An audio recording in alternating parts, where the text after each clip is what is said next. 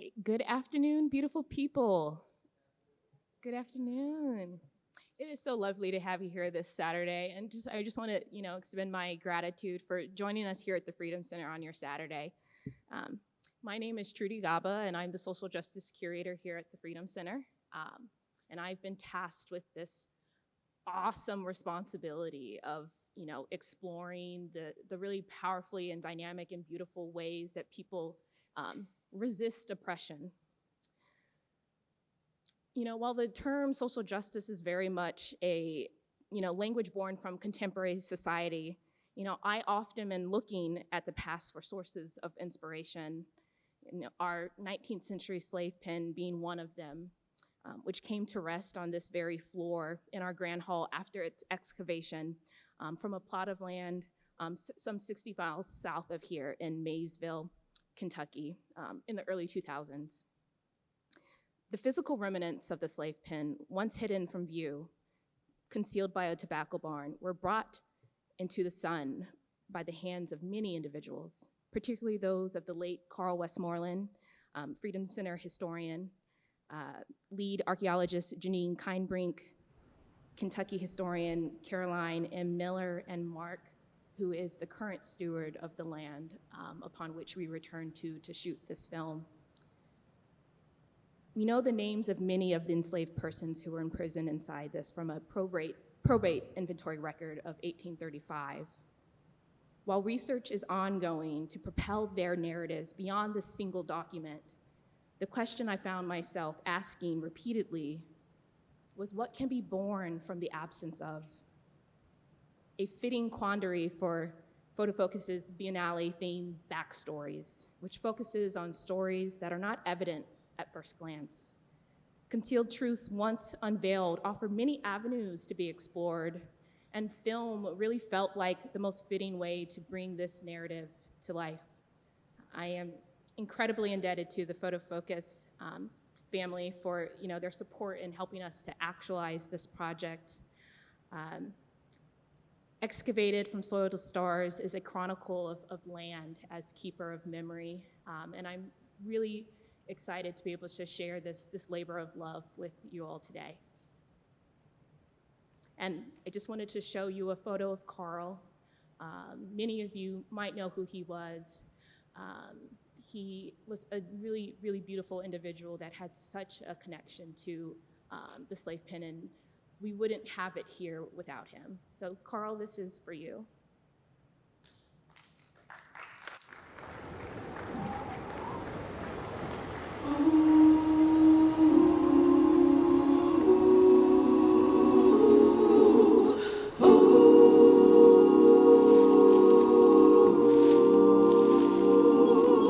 Have you ever known peace? I sat for a while and I listened. It is you who has remained here all this time, carrying with it the past, present, and future in continuum.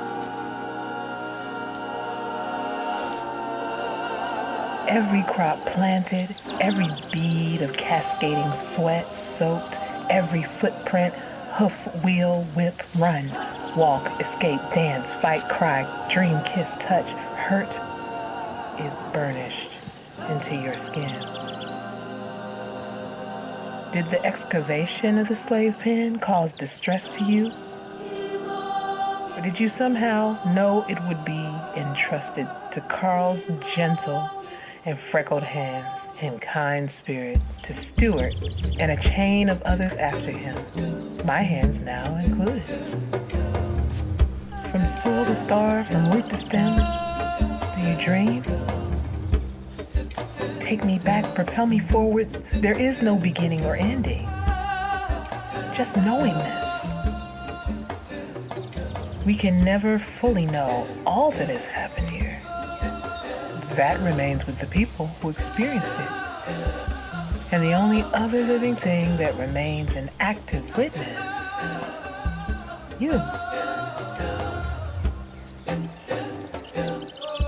As a watchful keeper of your slave pen, I vow to continue to excavate, keep these histories alive in memory, your memory.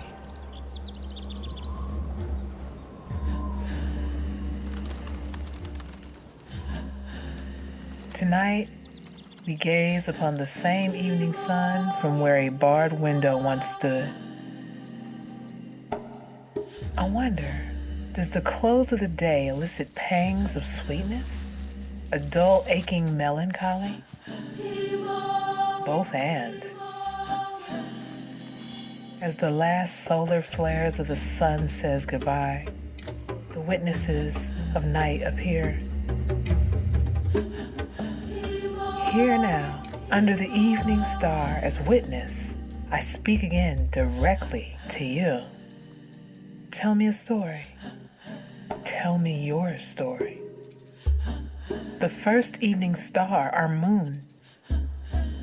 Do you still greet your ancient friend in reverence? Who do we turn to, if not the land, for answers? We excavate from it. We took sherds, pottery, bone, button, glass, remnants of life lived here. Reverend Lynch spoke directly to the slave pen, thanking it for the shelter of his roof and protection of his four walls. Listen now to that dry hymn of summer, a cacophony of buzzing locusts.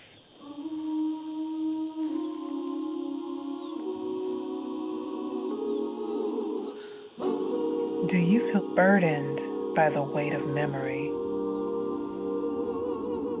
I hope you have known healing love and witnessed healing love. One day, the sources of what pain us will cauterize, and what will remain is a bent knot in the ring of a tree's trunk. Ever-present reminder of a roadmap that we must never return to. I asked the land to tell me a story, and this is how it answered.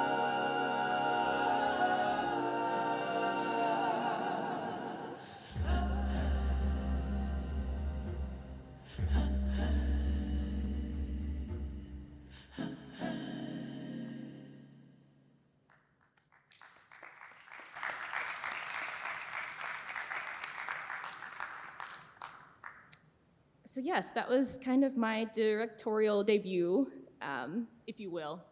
I couldn't have done this project without Alphonzo Wesson, and late last night I received some news from him that he has a death in his family that he had to address and go home to be with his loved one. So we wish Zoe well. So he will be unable to join us this afternoon, but fear not, there is an incredible conversation that's going to be had. There are some lovely individuals here that I will speak to in a couple minutes that have this really intimate connection to the film project as well. But I thought, without Zoe's presence here this afternoon, I wanted to speak a little bit more about what it was like to return to that property. So I came to the Freedom Center in June of last year as their social justice curator. And the slave pen is the Freedom Center is built around to encase the slave pen. It is, our star object here that I knew I wanted to be able to engage with it, center it, and to propel those stories and those narratives and those histories beyond, taking, Carl's scholarship and building upon it, layering it with my own, and finding who the current owner of the slave pen was an investigation. It has since gone through numerous hands of succession of who owned the property outside of Maysville where we shot it. And using that kind of investigative work on the internet, I just started calling, and eventually, I got an answer. by a gentleman named Mark. And Mark is he couldn't be here today, he's in Canada hunting, but he was open to us coming out there and wanting to be welcoming to whatever the project was. He said, sure, pointed us in the direction. So my first venture out there was in May of 2024. And, I've driven through Kentucky, but never to this part of Kentucky. It's fields and fields and just vastness, openness. But that day, the sun was shining, and it was a beautiful day, and it felt so intentional to be there at that moment with the individuals that were there with me. So in this photo on the left, with her back towards us, is Janine Kindbrink, who was the lead archaeologist for the project, and Caroline to my right. And you can see Mark in the distance. And the four of us just roamed the property. I was really getting intimate with the land, and that's kind of where that initial question started to resonate and take root within me. But as you can see here, this is soy. So Mark is a soy planter. In May, it was very low. It was easy to really see the physical terrain of the land, how rocky it was, the elevated parts of it. And it gave a great survey of the fullness of the property. But we shot this in August. So if you can imagine, after, a couple more months, those crops were no longer, these tiny little seeds and budding plants. So it was easy for us to also see at that time remnants just kicked into the earth as you walked from where we think the main house stood on this property, which was only, it wasn't a vast difference from where the slave pen was and where the main house was. They were in close proximity. So again, as a historian, to really just be able to drop down to your knees and pick up a fragment from an architectural remnant, just that, again, I think resonates with the theme of excavated, that it was literally just scattered on the surface of the soil. Again, this is a view of the footage I took in May, where it really, and if you can see on the far left, that kind of weedy area, that's actually a cemetery. That was a cemetery for many of the owners that had stewarded this property, slave owners included. And so when we returned in August of 2024 to shoot it, you can imagine a little bit of my surprise. Like, I knew the crops were going to be very much present, and I very much wanted to see them in their richness and their fullness. But in terms of shooting, how does one shoot, in this location when it's very, hard ground to navigate? And I don't know if you saw, but in the video, I'm literally stumbling through some of the crops to try to navigate and weave through. And I want to make note of what happened because of that. So Mark took out his tractor, this big, heavy, machine, and he plowed his crops to give us access to the location where the slave pen was excavated. And I didn't take footage of that. I think I was very much processing in real time the weight of that, of seeing someone, damage his own crop, so that we could tell this story on the land about our slave pen. And he's not here today for me to thank him in person, But he knows of my graciousness and gratitude for that labor and that action, and that it wasn't lost on any of us that were present that day to witness it.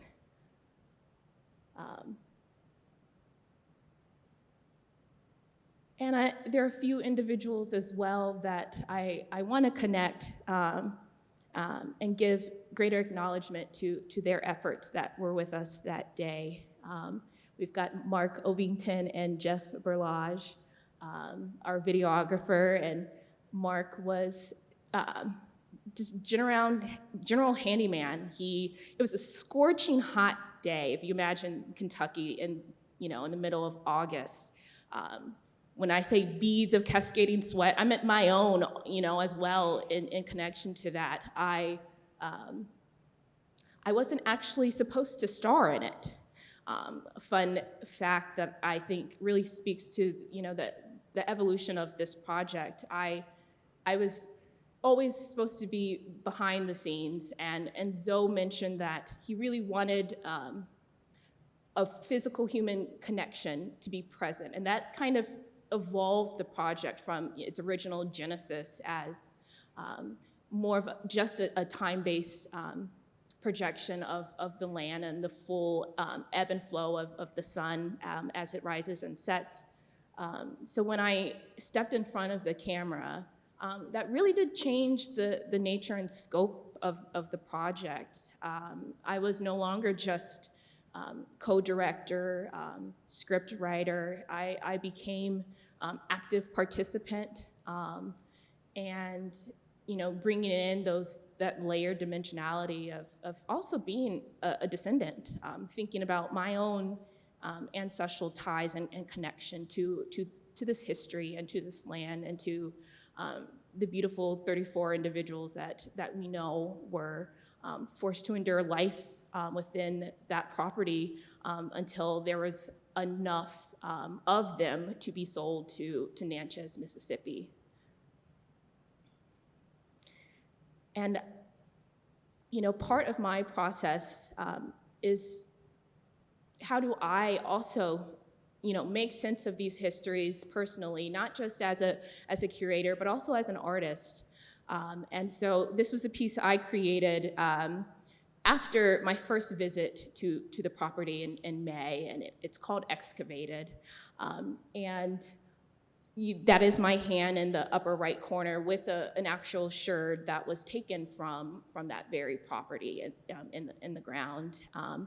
And this was a note that I wanted to end this part of the presentation on, because I think collage is the spirit and essence of how this project came to be. When I think about all of the different layering and the desperate parts of individuals that gave their time and labor and skill to this project, it very much is an assemblage that speaks to the nature of collage.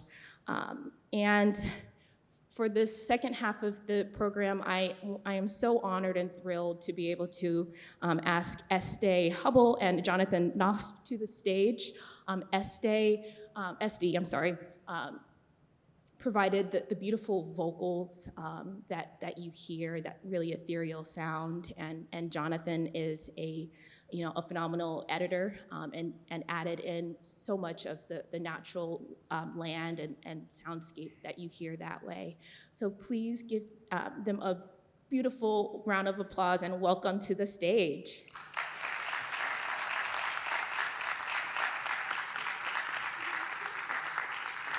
Yeah, I'll be on the left. I'll be on the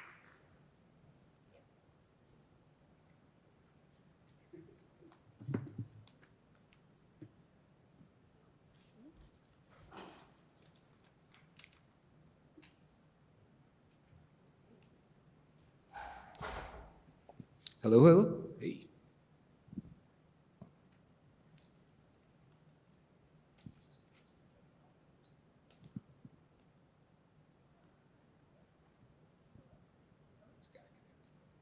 All right. So I'm so thrilled that you both are able to join me this afternoon. And so to, acquaint this audience with you, I'd love for them to just hear a bit more about who you are, and then we'll kick it off from there. So Jonathan, why don't we start with you? Yeah, hi, I'm Jonathan Nosp.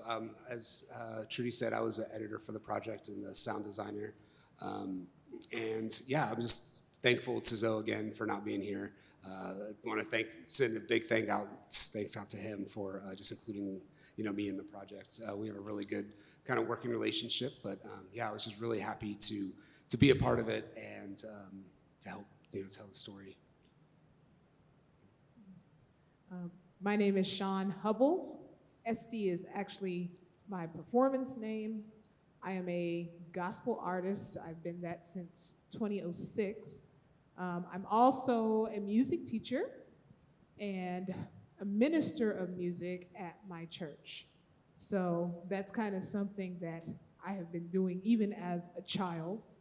And I want to thank you as well, and Zoe, who is not with us, and all mentioned and unmentioned who has taken part in us being here today for this awesome project. So outside of teaching, that's pretty much my life right there. Music is literally everything that I do, and I'm just grateful to have the opportunity to share my gifts with the children who I go to every day, and as well as everyone here. So, thank you. So originally, there wasn't going to be a sound score to accompany this piece. It was very much just going to be the sound, the ambient sound of the landscape as kind of a call and response. But working with my co-director, Zoe, he really emphasized that there needed to be a really subtle and beautiful accompanying soundtrack that could really elevate and enhance the project. And as he reminded me, Zoe is very much a veteran in this field, multiple awards. He has multiple connections actually to the Freedom Center with various projects that he's collaborated with us on. And he wanted me to mention that sound is half the film, and to really treat it as such. So during the course and that evolution of the project, we started to really bring in more of the sound, both with SD's voice, but Jonathan really did elevate that project with enhancing the nature and the landscape as part of it. And so I'd love to hear about kind of how we start off and that kind of arc. Yeah, totally. So when all the footage comes in, there's a term used, it's called MOS, when it's a German term that means no sound. So all the footage that comes in, there was no audio recorded like on set or anything. So there's no like natural ambience or anything. So all the birds, all the grass, the wind, all of that was replaced after the fact. And a complete kind of soundscape was designed from the ground up. And the stuff simply like as, walking, kind of matching Trudy's movements, I actually recorded some stuff of her steps going through and added the sound effects of her steps and it kind of started with that kind of soundscape and just making all like the natural sounds that would naturally be there, but then filling the gaps and becoming more creative, like, ooh, she's speaking of, to the past, so I want there to be a little wind whistle here, like the echo of the past kind of a thing. And just really play into as much of the story and the voiceover as possible and latching onto those words. And that wasn't the same in the edit too, as you mentioned, like looking to the past, like I wanted to make sure we're showing shots, the beautiful shots that Jeff grabbed. He's a phenomenal director of photography, and all the footage was gorgeous. And if that was her acting debut, you gave some amazing performances, just the subtleties of the looks and the eyes and everything. There was so much good stuff in there to work with. But really just, really timing that essence up. And so then that was kind of like the main goal, but then watching it, I felt like it still needed the bed and when we talk about the human element, I didn't want there to be just like more music, like I wanted to be a musical element that kind of carried it and carried the flow. But talking with Zoe, I was like, hey, I want this to have more of like a vocal, kind of, thinking of the times and the old, kind of Underground Railroad of, hymns and kind of singing and very vocal. So I wanted to tie that element in there more. So that's when Zoe reached out to SD and kind of we collaborated from there, and all the vocal stuff was all her department. So her inspiration and everything you heard from her vocals was 100% from her thoughts and influence. So that's kind of that's all you. Well, one reason why I enjoy being a musician and a music teacher so much is it's a superpower. I know the power that it possesses. And when you're used to hearing, everyday pop music and things like that, that's what you go through with the kids. That's what I'm teaching them every day. This was very challenging for me, and I embrace that so much because it really, you really have to channel in on your emotions. And I know this is not an 8-bar loop and then repeat, copy, paste. You know what I mean? So I had to just really sit with the clip and what was being said and just let it speak to me and figure out at this point, what kind of emotion does that bring out? I did not want something that was heavily orchestrated just so that the focal point can be what was being said and that could just really come through.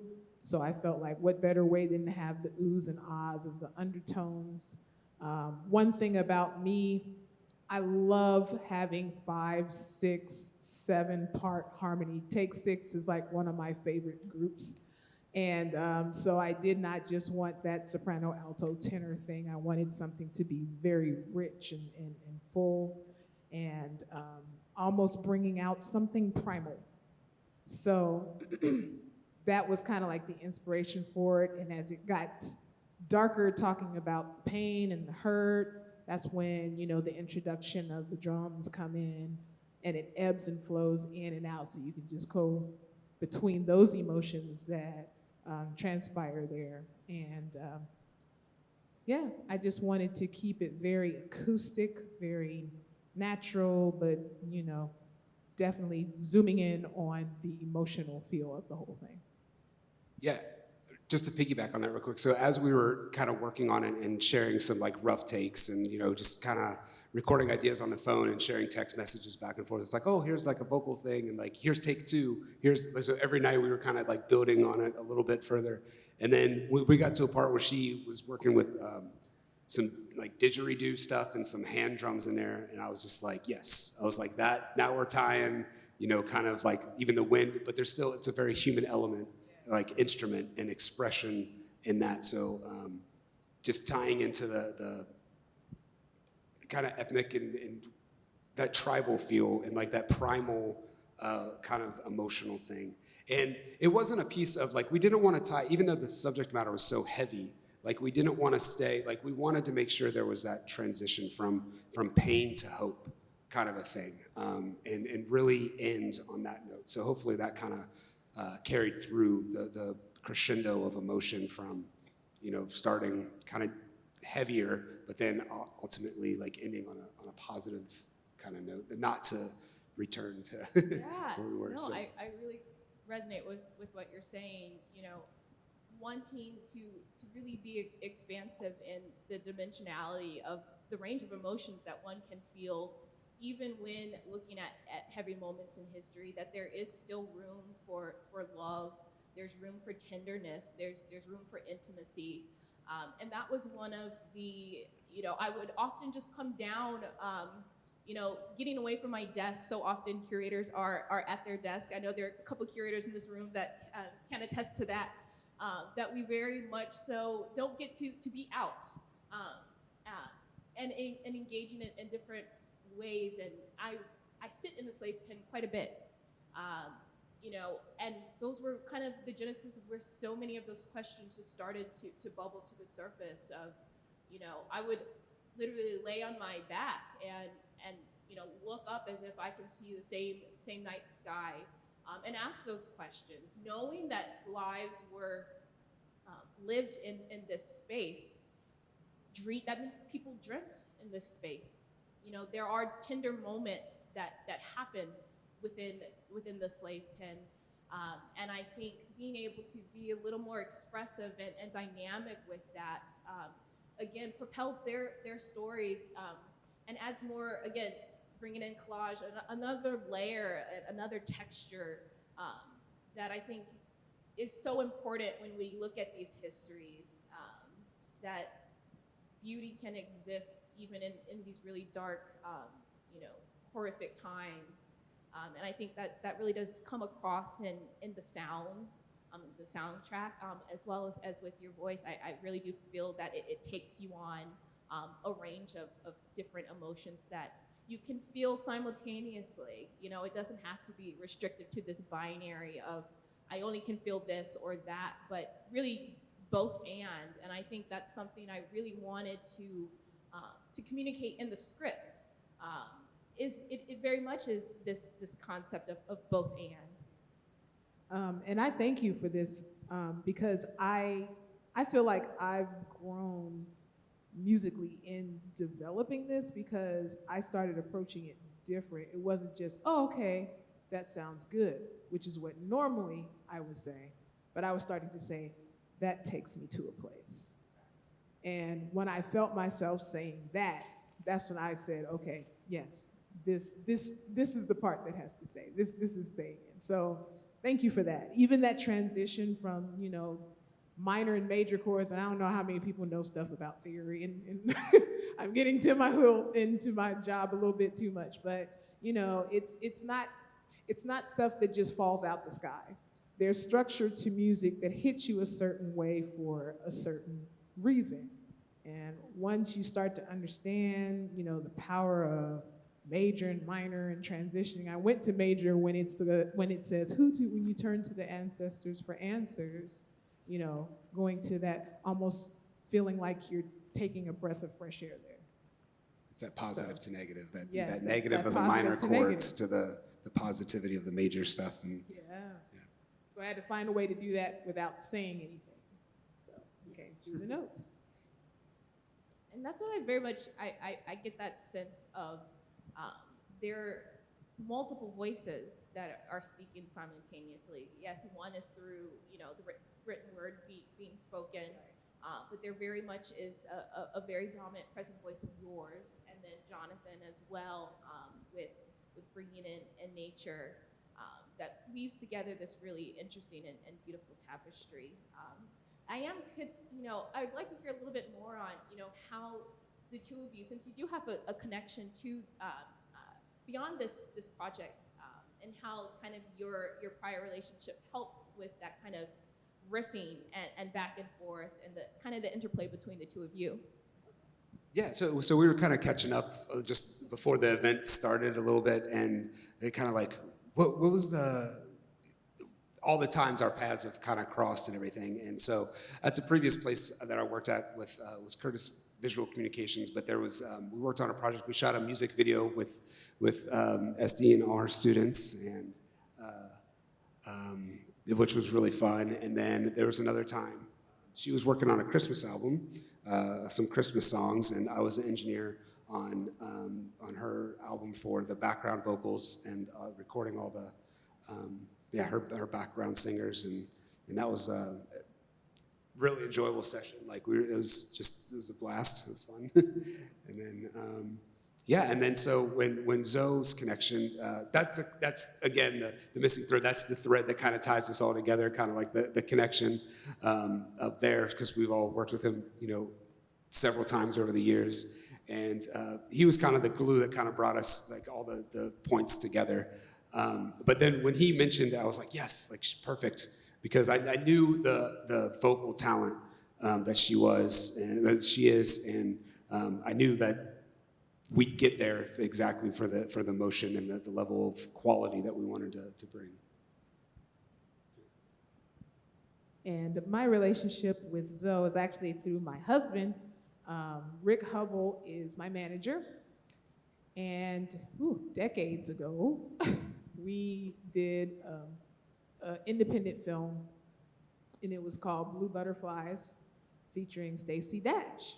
And so I did the soundtrack for that film. And throughout the years, we've communicated back and forth. If there was something that he knew of a project, he would run it by us and say, hey, we need this sort of feel for this. And so it's been that way for quite a bit. I'm just sitting here thinking, wow, it's really been that long. And then I remembered the project with the kids. It was Dear Future Me was the video that I there it is, yeah.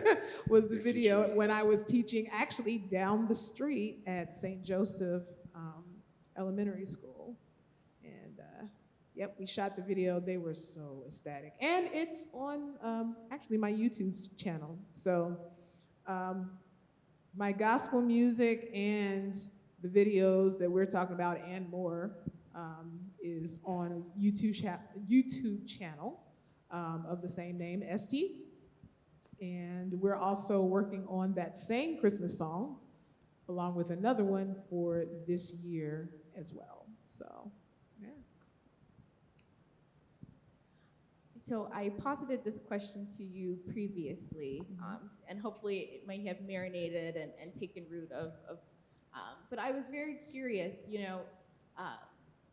if you were to isolate each of, their compositions, it takes you on a journey and an arc in and of itself. And so my question that I asked Esty before this was, if you were to title it, if you were to name it and give shape to it with language, what would you maybe call that track? Wow. And actually a few things came through my mind. I was thinking about either the call or I was thinking about the response. And I'm thinking more so of the response because in the last line it says, well, I turn to the land for answers. So I like the subtlety of it saying everything, but not saying a word. Yeah. So I would call it the response. What about you? What would you title a nature soundtrack that is interwoven?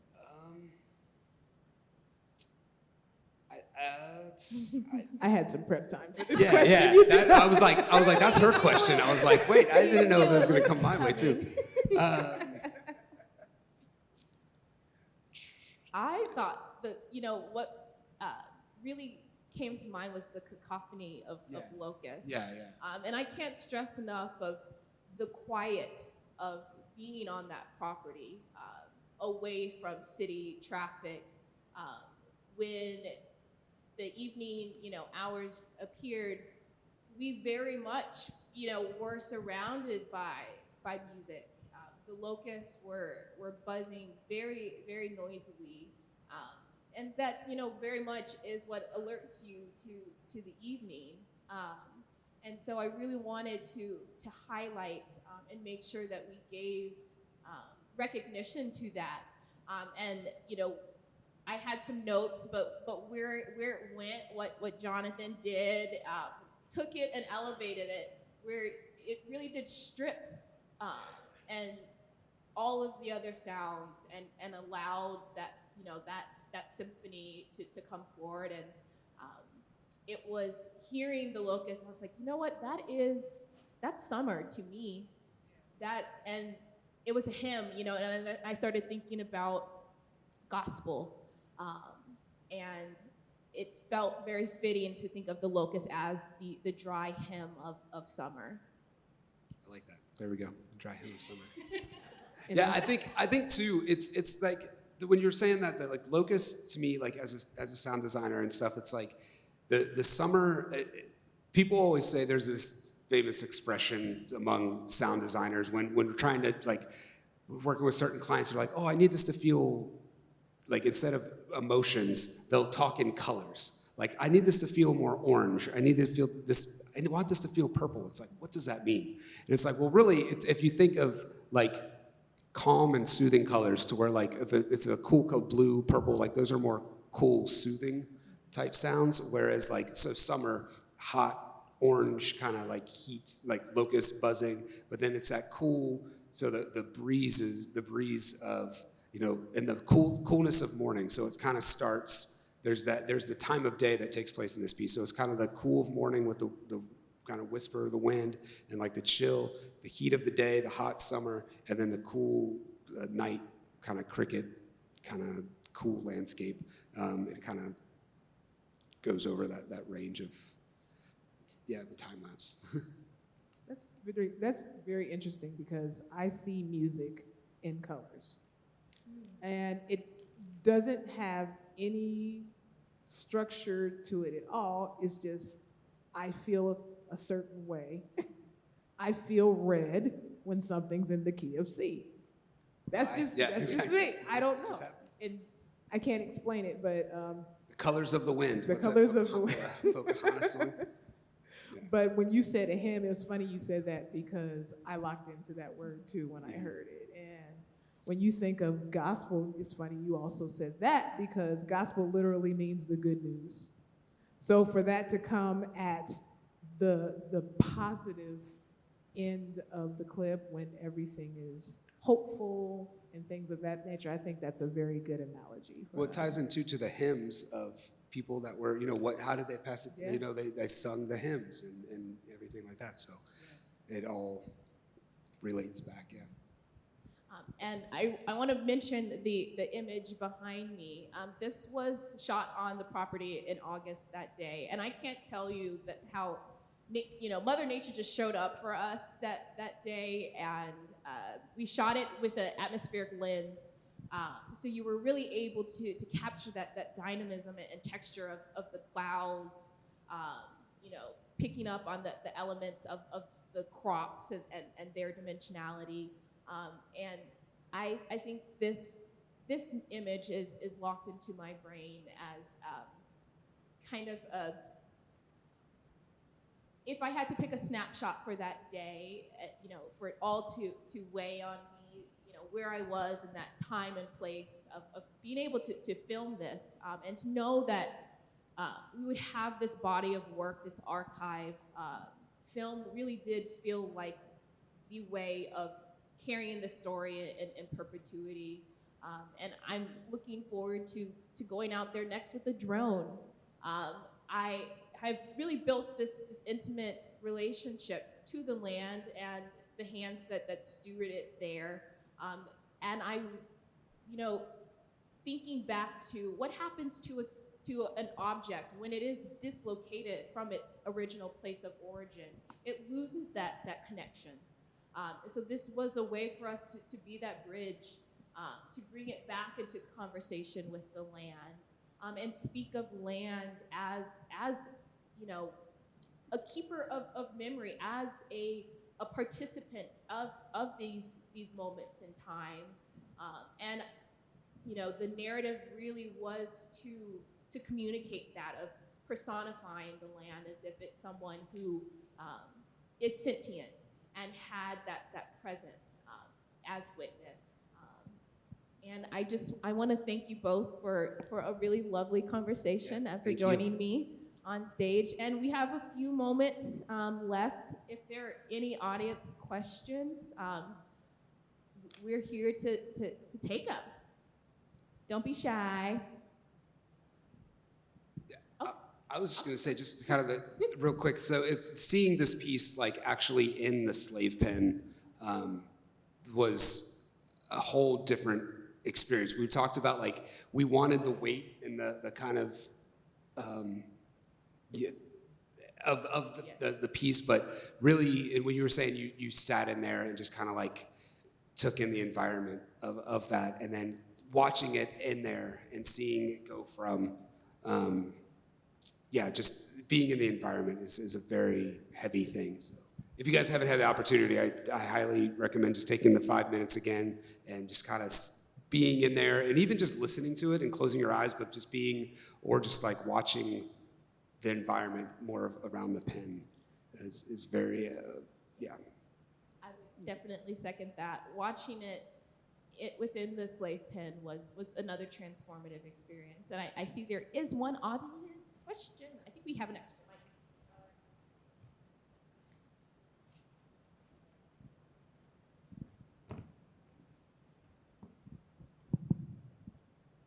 Thank you. This is so interesting and a beautiful film. One thing I just wasn't sure I was understanding.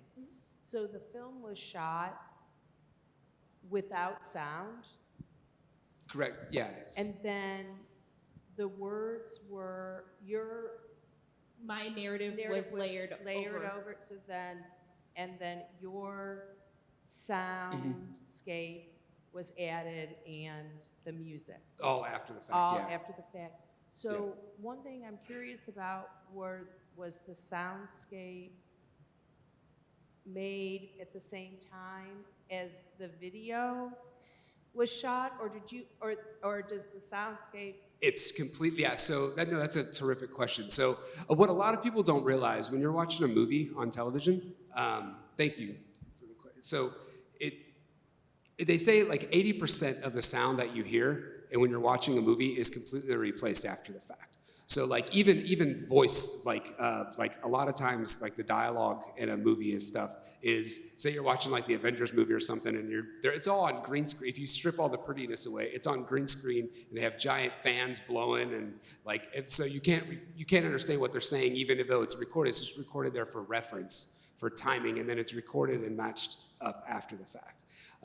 So same thing for kind of pieces like this. So it's just watching and being like the environment, and there's sound recorded. There's always a reference take that's on like the onboard camera of the camera, but that's just for like the camera person to talk notes, or like I can hear direction of like them directing her or stuff like that. So, but all that's just reference for me as an editor. It's nothing intended for the piece. But what I am able to pull from that is all like very scratchy and it's not high fidelity. It's like very low quality. But what I get from that is like, okay, during this is the natural sound of this. Now it's my job to sweeten it and enhance it and replace it all with what you actually think you should be hearing, kind of a thing. So it's basically a whole landscape and painting the soundscape that way. And like I said, one of my favorite parts is choosing the little things. The shot where we transition,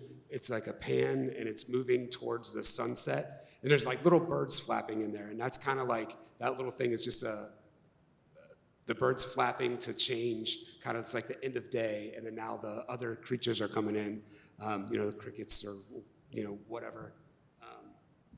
But yeah, I think the fun part was, like I said, matching all the footsteps and stuff. Like, so I do in my every day. So I'm a sound designer and a re-recording mixer for films for the company called Green Apple Entertainment. But I do a lot of like original Foley work. So like I have all for those not familiar with Foley, it's basically the art of replacing sounds like little punches or cloth noise, or like if you hear a broken bone, obviously they're not breaking their bone on screen. It's taking a piece of celery or something and breaking it because, kind of that sound.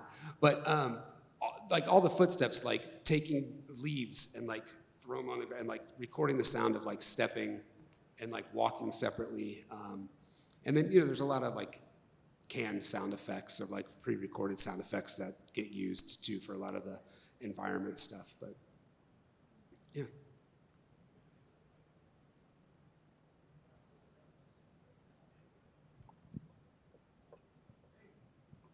Hi, so what is the origin story of this? Did it begin as a concept for a film, or did it begin with the words, or some combination of the two? Yeah, the concept and very much the genesis of this project was to really connect a full arc of day to the slave pen from the vantage point of those that would have been within the slave pen. And have that experience of, if you are positioned within the slave pen and you're looking outward, this was what you saw. This was your vantage point. You saw the same sunrise, the same sunset. You heard many of the same sounds. So that was really the genesis of the project, was how to bring to life again the lived experiences of those, and to carry their story beyond this static document that we have with just their names, and our research is ongoing as a historian. I am in archives, trying to see if I can connect them to Natchez and what happened beyond Natchez. But what I wanted to do with this was to be able to give another side to it, another story that hasn't been centered and told. And that was, again, thinking about the land as another active witness to this history. So I didn't originally intend to be speaking. I wanted it to very much just center on the land and that experience, and working with the director and having his input, and us kind of riffing and layering and building upon each other. He had the idea to put me in front of the camera. And then that's what changed kind of the arc of the project a bit. When I was no longer behind the camera, but in front of it, it did call for another layer to be added. And that's kind of where the script came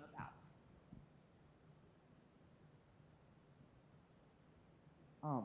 My question is, so we know the importance that music has in the history of slavery and what it did for Black people, getting their freedom.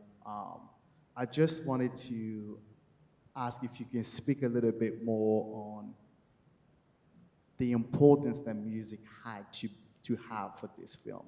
Just how important this was for this film to have music, considering the impact. And I do agree with you that music is a superpower. Just wanted you to, if you could expand on that, please. Okay. Well, as you said, spirituals and hymns were a very important part. Not only was it musically beautiful, but it also helped in giving direction to freedom. So it was a very powerful element among the slaves. And if I wanted to make sure that what was being sung, I didn't want anything too processed about it. I wanted it to be very hymn-like or very spiritually driven. And I'm not talking about spiritual like how you feel, but like Negro spiritually driven. So I wanted to make sure the richness of the harmonies was there, and very, very similar to what you would hear if you were listening to a hymn or a spiritual. So just to keep it in that natural, primal element, I feel like that has that unspoken connecting tie as well, as far as what we know about slavery. And that's why I'm glad that we're also aware of how powerful music is. Sometimes you just listen to stuff and you just think, oh, okay, it's just a song. But we have reasons for listening to things that we do in everyday life we might not even fully understand. It talks to us subliminally. And I wanted that subliminal undertone, also reflecting the pain and the hope that came through that time. So that's how that spoke to me. And me being a gospel artist, coming from a Baptist church with a very heavy background in that, and also singing, being in a college choir where we did spirituals as well, it just came from a natural place in me. So, yeah. Well, I think there are no more questions. Again, I want to thank you all for joining us here and spending part of your Saturday with us. And I hope you enjoyed the film and the conversation, the wonderful conversation. I want to thank Jonathan and Esty for engaging with me today. And please, It is on loop in the Slave Pen throughout the weekend, so you'll have ample opportunities to see it. And I'd love to engage with you there. I think I'm going to head that way and spend some time there myself. Okay. Thank you guys so much. Thank you.